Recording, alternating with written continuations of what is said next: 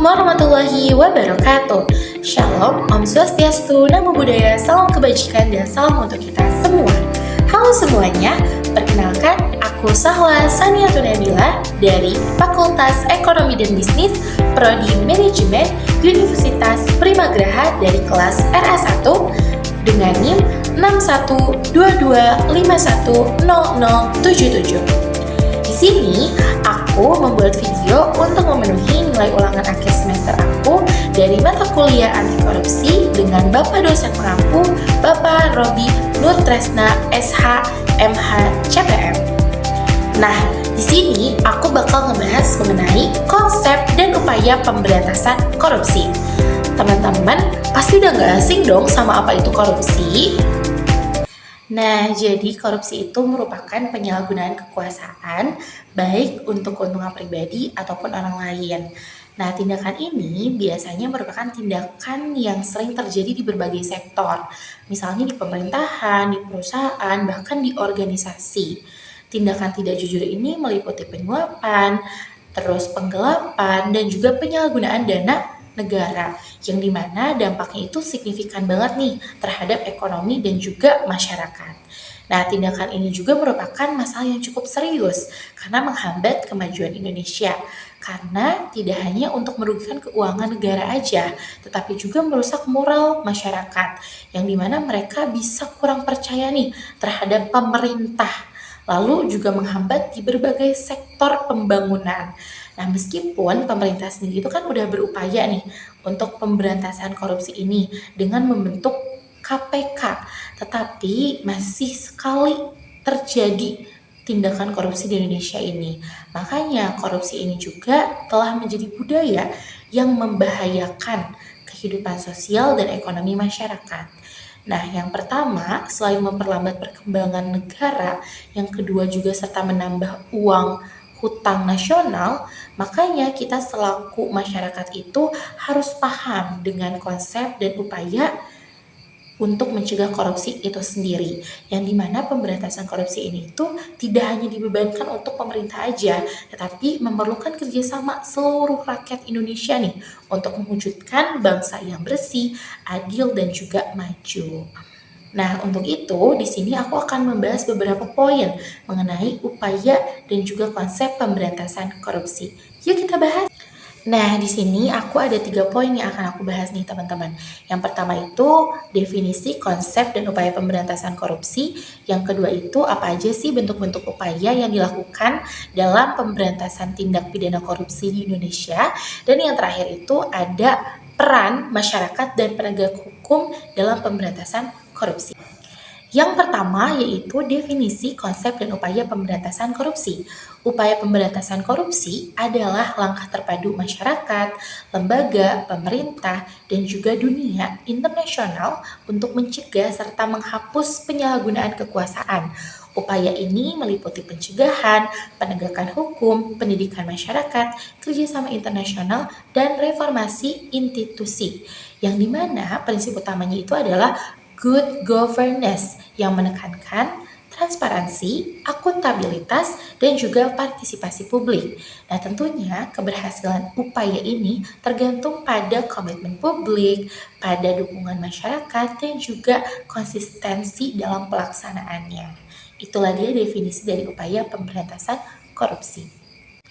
Nah, yang kedua ini kita akan membahas mengenai konsep pemberantasan korupsi. Kalau tadi kan upayanya, sekarang kita konsepnya. Nah, korupsi ini tuh kan terjadi ya teman-teman karena adanya peluang, adanya keinginan, adanya lemahnya pengawasan, yang dimana pemberantasan ini harus disesuaikan dengan konteks masyarakat. Misalnya berbasis hukum, nah bisa bernilai agama ataupun dalam nilai demokrasi. Nah, yang dimana KPK ini kan menjalankan trisula. Apa sih itu trisula? Nah, di sini trisula itu yaitu sula-sula yang diterapkan oleh KPK atau Komisi Pemberantasan Korupsi. Di sini ada 3 poin nih teman-teman. Yang pertama itu ada penindakan, yang kedua itu ada pencegahan, dan yang ketiga itu ada pendidikan.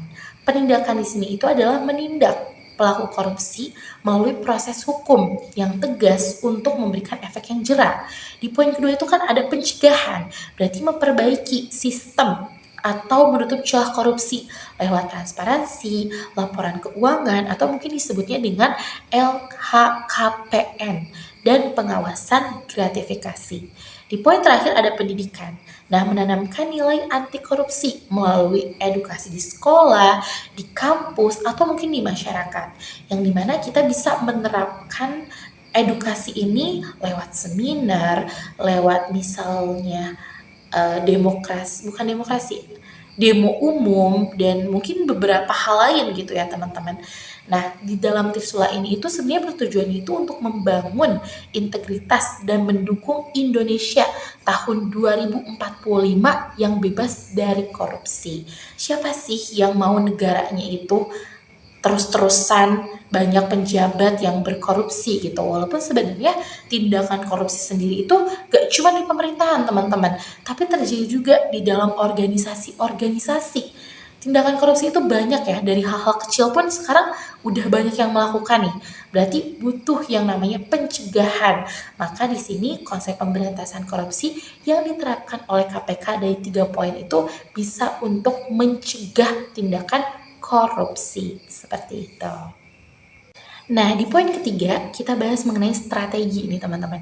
Strateginya itu aku punya 10 strategi di sini. Yang pertama itu ada reformasi birokrasi, yaitu penyederhanaan prosedur dan pengurangan meja layanan, seperti transparansi biaya layanan publik, pembuatan paspor, SIM, KTP, dan juga izin usaha. Di poin kedua itu ada budaya dan keterbukaan, yaitu membangun budaya demokratis dan transparan. Di poin ketiga ada lembaga anti korupsi. Nah, penguatan lembaga independen seperti KPK yang tadi kita udah bahas nih di sebelumnya. Di poin keempat ada peradilan dan juga berintegritas, yang dimana aparat hukum harus transparan, akuntabel, dan juga berintegritas. Di poin kelima ada sinergi kelembagaan. Nah, kerjasama DPR, KPK, Polri, Kejaksaan, BPK menghindari tumpang tindih dan juga konflik kewenangan. Di poin keenam ada integritas sistem anti korupsi, yaitu membangun sistem integritas nasional. Di poin ketujuh ada sumber daya manusia. Nah, di sini ada pendidikan moral dan etika sejak dini. Ini banyak sih teman-teman, ada membangun SDM berintegritas tinggi juga bisa termasuk ya. Di poin ke-8 ada infrastruktur politik, yang dimana ada eksekutif, legislatif, yudikatif yang saling mengawasi, menjalankan fungsi sesuai prinsip seperti checks and balance.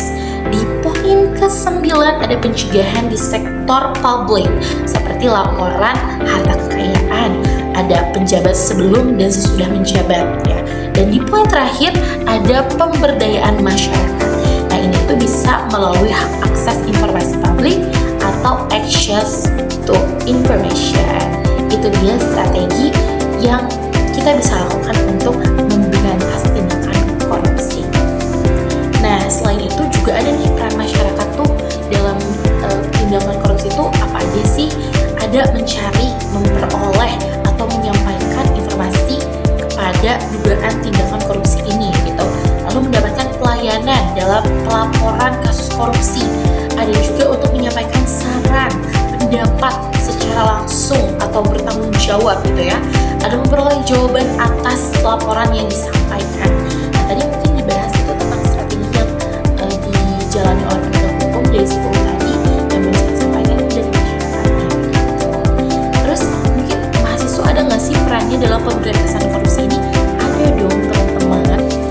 Mahasiswa itu bisa jadi agen perubahan atau agen of change, di mana mahasiswa itu mendorong perubahan sosial menuju pemerintah yang bersih, menjadi pelopor nilai kejujuran, integritas, dan juga keadilan.